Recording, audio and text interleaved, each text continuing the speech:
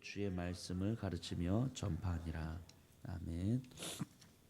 자, 예루살렘 회의에 이제 결론이 났고, 그리고 문제가 되었던 안디옥 교회로 예루살렘 교회가 이제 편지를 보내고 사람들을 보냅니다. 예루살렘 회의 앞부분에서 우리가 큐티를 하면서 잘 아시겠지만, 잠깐만 다시 한번 요약을 해드리면요, 예루살렘에서 시작된 제자들과 그로 인한 교회가 스데반의 박해로 인하여서 다 뿔뿔이 흩어지게 됩니다. 각 지역으로. 그래서 여기저기 흩어져 있다가 이제 안디옥에서 그리스도인들이 이제 모이기 시작합니다. 예수를 믿는 자들이 모이기 시작하고, 그런데 또 여기서 이제 안디옥 교회가 형성이 되고 사도 바울이 전도 여행을 갔다 오면서 이방인 그리스도인들이 이제 많이 이제 형성되죠. 근데 예루살렘에 있는 사람들은 유대인 그리스도인이거든요. 그러니까 유대적 전통을 가지고 있고 모세의 율법을 잘 지키는 자들인데 예수를 주로 고백함으로 그리스도인이 된 사람들. 그리고 안디옥에서는 이방인 그리스도인들, 그러니까 모세의 율법을 모르고 또 모세의 율법을 지키지도 아니하고, 그러나 예수를 주로 고백하면서 그리스도인이 된 자들인 거죠. 그래서 안디옥에 사람들이 많이 모여지기 시작하니까 예루살렘에 있는 그리스도인들이 보면서 뭔가 좀 문제 의식을 느꼈던 것 같아요. 왜냐하면 이들 같은 경우는 유대의 전통, 모세의 율법을 잘 지키고 있는 자들이었고요. 거기에 예수를 주로 고백하는 가운데서 이런 깨달음이 있었던 거죠. 예수님은 그냥 생뚱하게 딱 오신 분이 아니라 구약으로부터 하나님께서 하신 그 약속을 성취하시는 분이신 거죠. 이제까지 우리가 믿고 전부라고 알고 있었던 그 모세의 율법, 구약의 선지자들의 메시지를 알고 있었는데 예수가 오므로 살짝 혼란을 겪다가 저 예수는 구약에서 하나님께서 약속하신 모든 약속, 율법에 있었던 모든 약속, 이제까지 우리가 지켰던 모든 제사, 안식일, 절기 등등 모든 율법을 완성하러 오신 분이시구나는 개념으로 예수를 그리스도로 영접한 거예요. 그러니까 이들에게 있어서 예수님을 주로 고백하는 건 너무너무 당연하지만 이 예수님은 율법이 있었고 그 율법을 완성하러 온 분이기 때문에 여전히 이들에게 있어서 율법은 너무너무 중요했고 신앙생활에 있어서 없어서는 안 되는 거였죠. 율법이 하나의 길잡이가 되는 것이고 여기에 예수님이 정점을 찍은 거니까. 이게 예루살렘에 있는 신앙인들, 그리스도인들의 신앙의 모습이었어요. 이건 이들이 나빠서다 아니면 너무 형식적이다 이런 차원의 문제가 아니라 이제까지 평생을 그런 신앙을 살아온 자들인 거죠. 근데 그런 그들이 볼 때 안디옥에 있는 그리스도인들, 이방인 그리스도인들은 율법을 전혀 몰라요. 그냥 예수님을 주로 영접하고 나는 그리스도인입니다 라고 온 거죠. 그러니까 우리가 볼 때는 이 안디옥에 있는 그리스도인들이 우리와 비슷한 거잖아요. 우리는 모세의 율법도 잘 모르고 이렇게 절기를 그동안 지켰던 것도 아니고 제사를 양을 잡으신 분은 없으시죠? 여기서 하나님이 내 죄를 용서해 주십시오 하면서 양을 팍 잡아가지고 이렇게 드리시는 분 없으시잖아요. 이제 그런 거에 대해서 전혀 모르는 거죠. 그러나 정말 예수가 그리스도임을 말씀을 듣고 영접하게 된 거죠. 근데 이제 예루살렘에 있는 유대인들이 볼 때는, 그리스도인들이 볼 때는 불안한 거예요.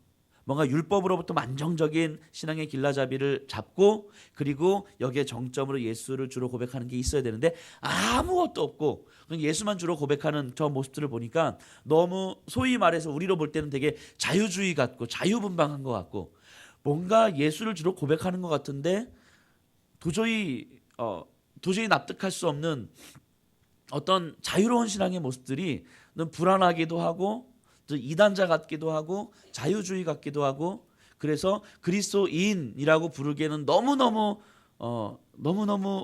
뭐라죠? 자기하고들은 너무 다른, 너무 자유분방한 모습들로 있는 거예요. 그래서 불안하고 저러다 보면 교회 안에 여러 다른 가르침들이 들어올 수도 있겠고 이단이 들어올 수도 있겠고 저들이 예수를 주로 고백한다고 하지만 전혀 다른 신앙의 방향으로 나갈 수도 있겠다. 저건 문제다 라고 아마 생각을 했던 것 같아요. 그래서 몇몇의 유대인 그리스도인들이 안디옥까지 갔습니다.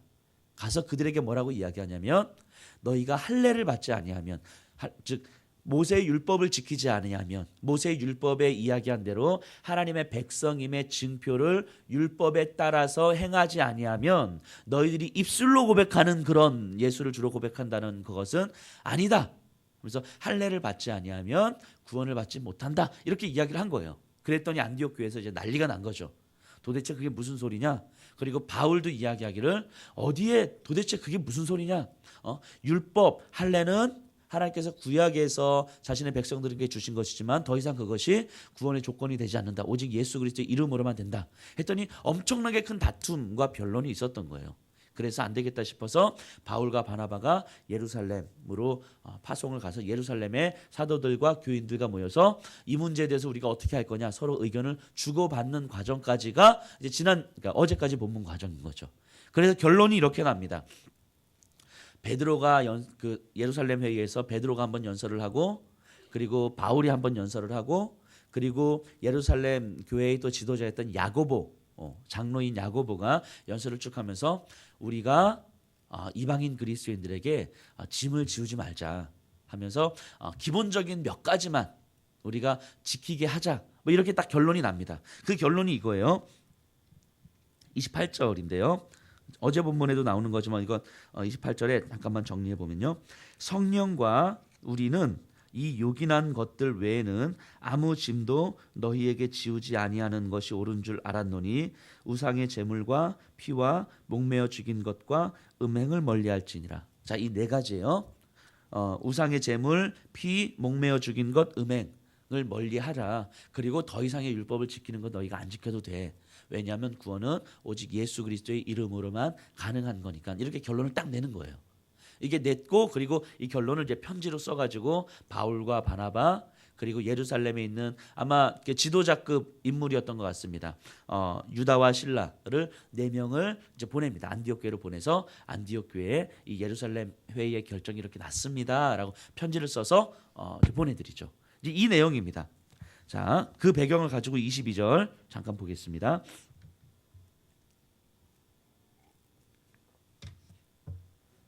이에 사도와 장로와 온 교회가 그 중에서 사람들을 택하여 바울과 바나바와 함께 안디옥으로 보내기를 결정하니 곧 형제 중에 인도자인 바사바라 하는 유다와 실라더라.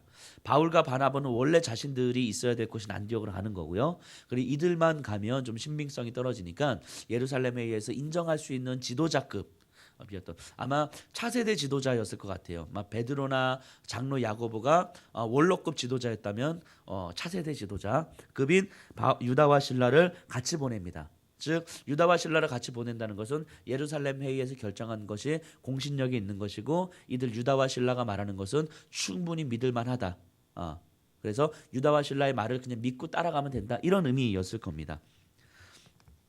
예, 그래서 23절에요. 그 편에 편지를 붙여 사도와 장로된 형제들은 안디옥과 수리아와 길리기아에 있는 이방인 형제들에게 문안하노라.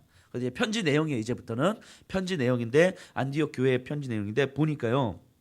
안디옥과 수리아와 길리기아에 있는 이방인 형제들에게 문안하노라.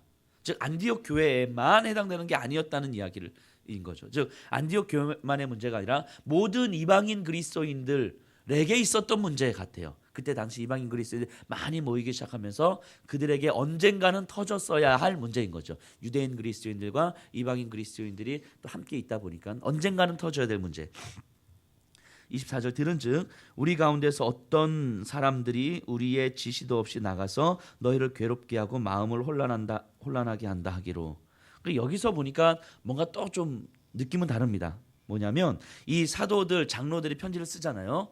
안디옥 교회 사람들한테 편지를 쓰는데 들은즉 우리 가운데서 어떤 사람들이, 그러니까 우리 가운데서 어떤 사람들, 우리 가운데 유대인 그리스도인들 중에서 그러니까 어떤 사람들이 우리의 지시도 없이, 자, 그 예루살렘 공회 또 유대 그리스도인들의 지도자들의 지시도 없이 그냥 자기들이 알아서 너희들을 괴롭게 했다는 이야기를 우리가 들었다, 이 얘기를 하고 있는 거죠. 즉 뭐 쉽게 얘기하면 이런 거 아니겠습니까? 여기에 우리가 이렇게 유대인 그리스도인들 예루살렘 교회인데 여기서 지도자가 있고 그래서 말씀을 가르치고 예배를 드리는데 여기 중에 어떤 분들이 생각하기에 저기 이방인 교회 이방인 그리스도인들이 모여 있는 곳에 좀 문제가 있는 것 같아 하면서 아무에게도 이야기하지 않고 내가 가서 해결해야 되겠다 싶어서 여기서 한 두세 사람이 가셔가지고 너희들 할례 받지 않으면 구원 못 받아라고 이야기한 거예요. 아무도 모르고. 근데 그게 문제가 되니까 와서 이제 진상을 이제 조사하게 되고 이러이러한 일들이 있었구나. 뭐 이렇게 벌어진 일 같아요. 그러니까 자기가 독단적으로 아마 행동했던 것 같아요. 그래서 너희를 괴롭게 하고 마음을 혼란하게 한다 하기로 그 다음에 사람을 택하여 우리 주 예수 그리스도의 이름을 위하여 생명을 아끼지 아니하는 자인 우리가 여기서도요. 사람을 택하여 너희들 괴롭게 하고 혼란하게 한다는 이야기를 들었는데 그건 좀 아닌 것 같아. 우리가 실수한 것 같아. 그래서 다시 한번 정리를 하는데 근데 우리가 어떤 우리냐면 예수 그리스도의 이름을 위하여 생명을 아끼지 아니하는 자인 우리가. 자, 굳이 이 말을 쓰는 이유가 뭐겠습니까? 지금 편지를 쓰는 발신인이 수신 안디옥 그리스도인들에게 편지를 쓰는 내용인데 그리스도를 위하여서 생명을 아끼지 아니하는 우리가 이렇게 씁니다. 즉 우리의 진심은 무엇이냐면 오직 예수 그리스도의 이름에 우리의 생명을 내어놓는 자다. 우리는 다른 어떤 사심이 있는 것도 아니고 그리고 내 욕심을 챙기거나 내가 어떤 내 사람들 내 영향력을 끼치길 원하거나 아니면 내 권력을 발동하기를 원하거나 등등 이런 것이 아니라 예수 그리스도의 나의 생명을 다 내놓을 수 있는 자들이다 우리는. 그러니까 우리가 내 주장, 내 이익, 내 욕망을 주장하려는 것이 절대 아니다. 그리고 이제까지 그러지도 않고 앞으로도 그러지 않을 것이다. 라고 이야기하는 거죠. 예수 생명을 아끼지 않은 자인 우리가 사랑하는 바나바와 바울과 함께 너희에게 보내기를 만장일치로 결정하였노라. 하면서 28절이 나오는 거예요. 28절 다시 한번 읽어볼게요. 성령과 우리는 이 요긴한 것들 외에는 아무 짐도 너희에게 지우지 아니하는 것이 옳은 줄 알았노니 우상의 제물과 피와 목매어 죽인 것과 음행을 멀리할지니라. 매우 기가 막힌 절충이라는 생각이 듭니다. 자, 이 우상 제물 피 목매어 죽인 것 음행 이거는요 율법을 지켰던 유대인들에게 있어서는 너무너무 혐오스럽고 너무너무 증오하는 것들이에요. 율법을 지켜야 될 것이냐 말아야 될 것이냐의 차원을 넘어서 이제까지 이들의 삶의 습성들과 삶의 방식들을 보건대 도저히 유대인들과는 함께할 수 없는 종류의 것들인 거죠. 우상, 피, 목매어 죽은 것, 그다음에 음행 이거는 유대인들에게 정말 가증스러운 거예요. 문화적으로 가증스러운 거죠. 그리고 이 심적으로도 도저히 받아들일 수 없는. 그래서 아무리 같은 교회에 있다 할지라도 누군가가 우상 또는 피, 목매어 죽인 것, 음행을 한다라고 했을 때 이거는 율법의 지식과 이거하고 상관없이 자기에게 있어서 정말 혐오스러움을 느끼는 함께할 수 없는 어떤 그런 존재인 거예요. 그러니까 이 네 가지는요 율법을 존중해야 된다, 율법을 지켜야 된다라는 차원의 문제가 아니라 율법을 지키면서 평생을 살아왔던 유대인들에게 형성된 삶의 문화를 존중해 주는 방식인 거죠. 적어도 이 정도는 우리가 존중해 줘야 되지 않겠는가. 그러니까 율법을 강요하는 것이 아니라 율법을 지켜야 돼. 율법을 지켰던 이들의 이런 것들을 너희도 지켜야 돼. 이런 차원을 이야기하는 것이 아니라 존중의 문제인 거예요. 존중의 문제. 율법을 지키면서 형성된 삶의 습성에 대해서 적어도 이방인 그리스도인들 이거는 너희가 존중해 줘야 되는 거야. 이건 율법의 문제가 아니라 삶의 문화의 문제인 거야 라고 이야기를 하는 거죠. 왜냐하면 유대인들에게 있어서 이것이 삶의 문화인 이유는 또 결국 하나님 중심의 삶이었기 때문인 거죠. 자, 우상의 제물, 피, 목매어 죽인 것, 음행 이거는 다 하나님께서 이스라엘 백성들에게 가증하다고 이야기했던 것들 아닙니까? 우상은 뭐 말할 것도 없는 것이고요. 피, 창세기 9장 또 레위기 17장 이런 부분에서 끊임없이 하나님께서 이야기하고 있는 거죠. 피채 먹지 말고 그 고기를 먹을 때 피와 그 생명을 함께 먹지 말지니라. 이렇게 계속 이야기하는 거죠. 이것을 유대인들의 문화 속으로 가지고 오면 또 피채 먹는 것, 또 목매어 죽인 것 이것은 결국 피, 생명 위에 그러니까 다른 사람의 희생, 다른 사람의 생명 위에 자신의 유익을 추구하는 삶의 방식 힘의 논리에 의한 삶의 방식에 대한 거부감으로 나타나죠. 유대인들에게 있어서는. 그래서 그런 삶의 방식들을 하나님께서는 계속해서 거부하시고 하지 말라라고 말씀하시는 거죠. 그 중에 대표적인 것이 바로 땅의 문제였었던 거죠. 그래서 하나님께서는 이스라엘 백성에게 땅을 기업으로 주시면서 이 땅은 사고 팔지 말라라고 말씀하시는 거예요. 왜냐하면 땅의 소유는 하나님 것이고 너희 것이 아니다. 그런데 살다 보니까 그들에게 있어서 돈의 많고 적음이 생기면서 돈이 필요한 자들이 옆에 있는 자기 이웃집에게 자신의 땅을 맡기고 돈을 빌리게 되죠. 그런데 이제 돈을 빌린 사람이 돈을 벌어서 땅을 다시 갚기는 거의 불가능에 가깝기 때문에 또 돈을 갚지 못하고 돈은 더 필요하고, 그래서 결국 자신을 종으로, 노예로 팔게 되는 거죠. 그러니까 부자는 계속 부자가 되는 거예요. 그래 내 땅, 옆에 땅, 옆에 땅, 옆에 땅 부자가 되는 거죠. 또 집 부자가 되는 거죠. 그래서 이사야서에서는 이렇게 이야기하죠. 전답에 전답을 더하고 가옥에 가옥을 더하는 자. 이거 뭡니까? 내 땅이 있고 땅 옆에 있는 땅들을 다 내 땅으로 만드는 자들. 전답에 전답을 더하고 가옥에 가옥을 더하는 자들은 화 있을진저. 이렇게 이야기하는 거죠. 남들의 그 손해와 남들의 희생 위에 자신의 유익을 추구하는 삶의 방식. 인 거죠. 이게 율법 피 목매어 죽인 것을 먹지 말라라고 하는 그 율법적 조항이 삶의 방식으로 나타났을 때 하나님께서 하지 말라라고 하는 삶의 모습인 거죠. 그런데 그런 모습들을 또한 유대인들이 평생 살아왔던 거 아니겠습니까? 어쨌든 우상의 제물, 피 목매어 죽인 것, 음행은 하나님께서 너무너무 싫어하는 삶의 방식이었고, 또 음행은 또 우상하고 연결됐을 것이고요.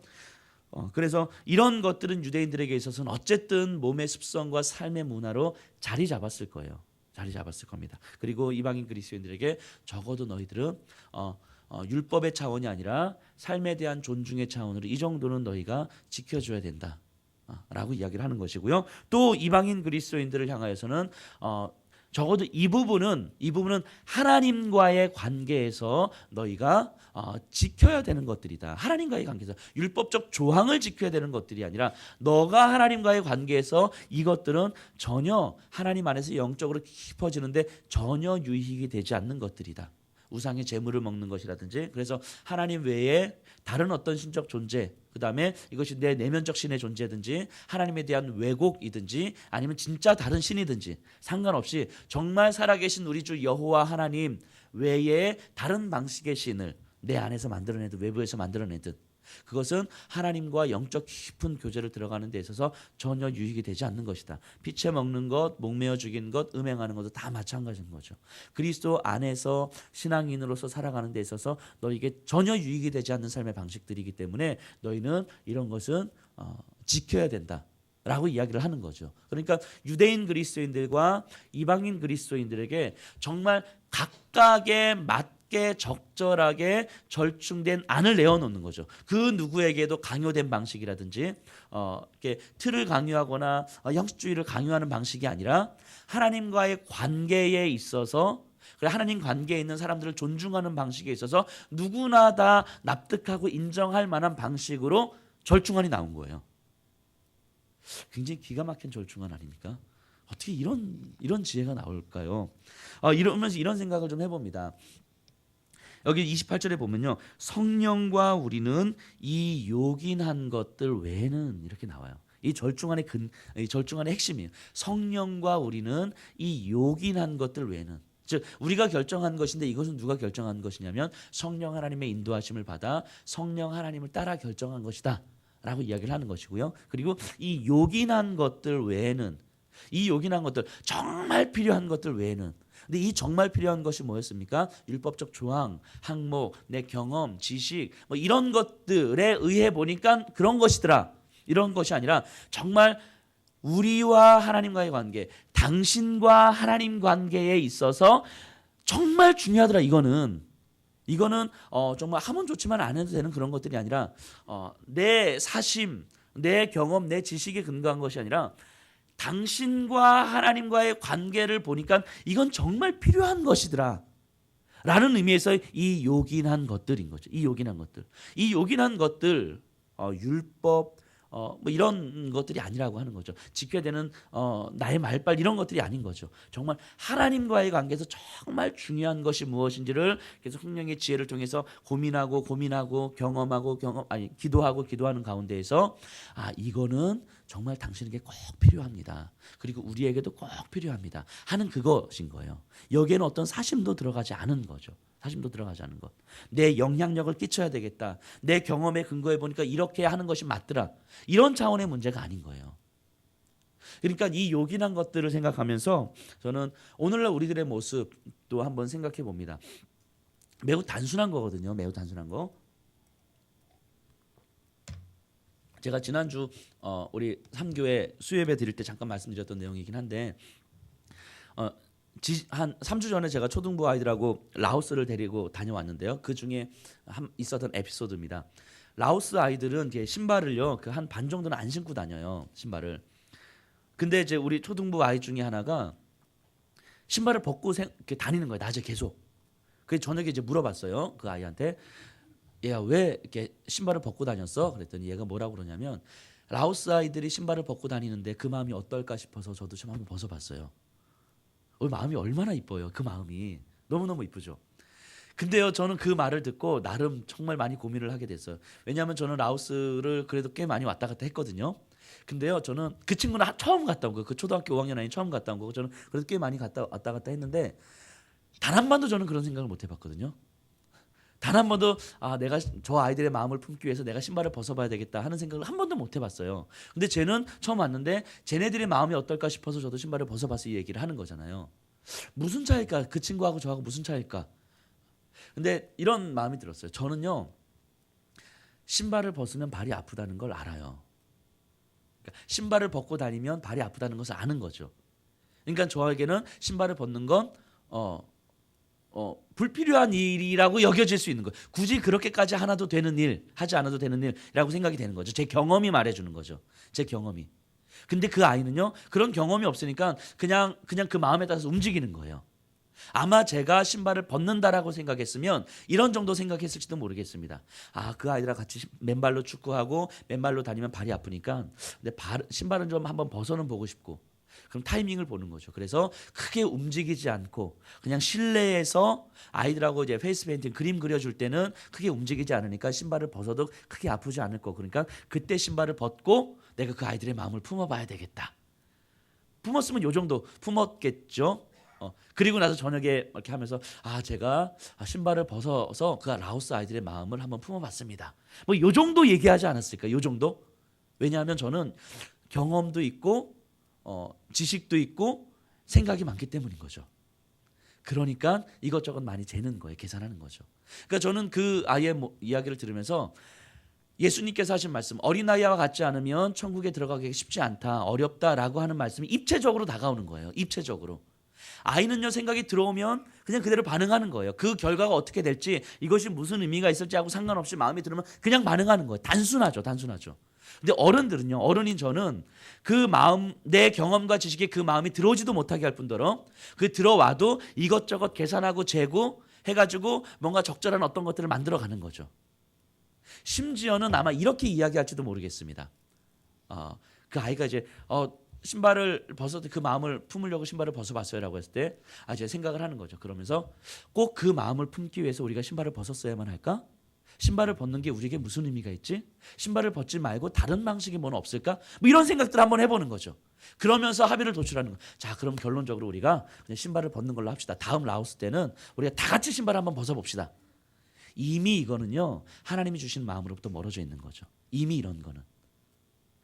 제가 이 이야기를 들은 이유는 뭐냐면요, 저에게 해당되는 얘기인데요, 너무 생각이 많고 너무 계산이 많아요. 그러니까 여기서 이 요긴한 것들, 나의 정말 하나님과 나와의 관계에서 정말 내 영혼에 하나님과의 관계에서 정말 중요한 것이 무엇인가를 고민하기까지는 우리에게는 너무 많은 생각과 계산들이 들어와 있다라고 하는 거예요. 여기는 내 경험, 지식, 관계 뭐 등등. 그리고 옆에 있는 이 사람을 생각할 때도 마찬가지예요. 내가 만나는 이 사람을 생각할 때도 이 사람의 영혼과 이 사람이 하나님과 맺고 있는 관계에서 정말 중요한 것이 무엇일까? 그리고 그것을 위해서라면 내가 할 수 있는 모든 것들을 다 할 수 있을 터인데 라고 생각하기까지는 우리에게 너무 많은 생각과 계산들이 들어와 있는 거죠. 그렇기 때문에 너무 복잡하고 계산이 많고 그러다 보니까 하나님의 뜻이라는 이유로 뭔가 우리의 경험과 우리의 지식과 이런 것들을 만들어가는데 우리 너무너무 익숙해져 있다라고 하는 거죠. 어린아이와 같지 않는 모습으로 어른으로 모습으로 살아가는 거죠. 예수님은 어린아이와 같지 않으면 천국에 들어가기 어렵다라고 이야기했는데 우리는 그 어린아이와 같은 모습을 이제 무시하는 데 너무 익숙한 거죠. 애니까, 어리니까. 얘는 생각할 줄 모르니까. 근데 그 생각이 우리로 하여금 하나님의 마음으로부터 멀어지게 만들더라. 여기서 성령과 우리는 이 요긴한 것들 외에는 이 부분에 대해서 우리가 진지하게 다시 한번 묵상해 볼 필요가 있을 것 같습니다. 정말 오늘 하루 살아가면서 적어도 내 영혼, 나와 하나님과의 관계에 있어서 정말 중요한 것 외에 다른 것들은 정말 다 내려놓고 포기해도 될 만큼 그것이 나에게 깊이 자리 잡고 있는가? 내가 만나는 내 앞에 있는 이 사람의 하나님과 관계에서 이 사람의 영혼을 위해서 정말 필요한 것을 위해서는 기꺼이 나는 내 생각과 경험을 내려놓고 포기할 만한 자신도 있는가? 그 요긴한 것에 나는 나를 걸고 있는가? 이것이 이들이 이야기하는 예수 그리스도 이름의 생명을 아끼지 않는 우리가 이거죠. 이것이 이들이 이야기하는 거죠. 그리고 오늘 이 새벽에 이 자리에 나와 있는 분들에게 이 기록자인 누가는 이렇게 우리에게 도전하는 것 같습니다. 정말 우리도 그러한가? 영혼의 유익과 하나님과 깊은 관계를 위해서는 내 경험, 지식, 내 틀, 내 욕망, 내 힘 이런 것들을 다 내려놓을 만한 자신이 있는가? 어린아이와 같이 단순하게 그렇게 반응할 자신이 있는가? 그 결과를 생각하지 아니하고 단순하게 하나님 주신 마음에 있는 그대로 반응할 만한 자신이 있는가? 아니 그런 모습이 있는가에 대해서 물어보는 것 같습니다. 말씀을 좀 정리하겠습니다. 정말 하나님께서 유대인 그리스도인이든 이방인 그리스도인이든 또 우리들에게 가장 원하는 것이 무엇인가? 많은 일을 하는 거 원하지 않는 것 같습니다. 많은 사람들을 만나는 것도 원하지 않는 것 같습니다. 또 정말 일을 잘하고 못하는 것 이런 것도 하나님의 관심은 아닌 것 같습니다. 중요한 건 지금 내가 하나님과의 관계에 있어서 정말 중요한 내 영혼의 유익을 위해서 정말 중요한 그것을 위해서 다른 것은 과감하게 다 내려놓을 만큼 영혼의 유익에 대한 좀 무게감이 나한테는 있는가? 그리고 내가 누군가를 만날 때에도 이 사람과 함께 뭘 해야지, 이 사람이 내게 뭘 해줘야지 이런 차원의 문제가 아니라 이 사람이 나하고 코드가 맞나? 이 사람이 나하고 함께하기에 너무 좋은 사람인가? 이런 차원의 문제가 아니라 이 사람의 영적 유익을 위해서 이 사람이 하나님 깊은 관계를 위해서 나는 나의 모든 것들을 다 버려낼 자신, 자존심의 찌꺼기까지도 다 버려낼 그런 무게감을 가지고 살아가고 있는가에 대해서 고민하고 묵상하고 그렇게 살아낼 때 그것이 바로 어린아이와 같이 하나님 앞에서 하나님께서 기뻐하시는 모습일 것이라고 생각합니다. 그 모습으로 오늘 하루를 살아가시고 그 모습으로 우리 평생의 삶을 살아가시는 우리의 삶이 되기를 간절하게 소원합니다. 이 시간 함께 기도하겠습니다. 하나님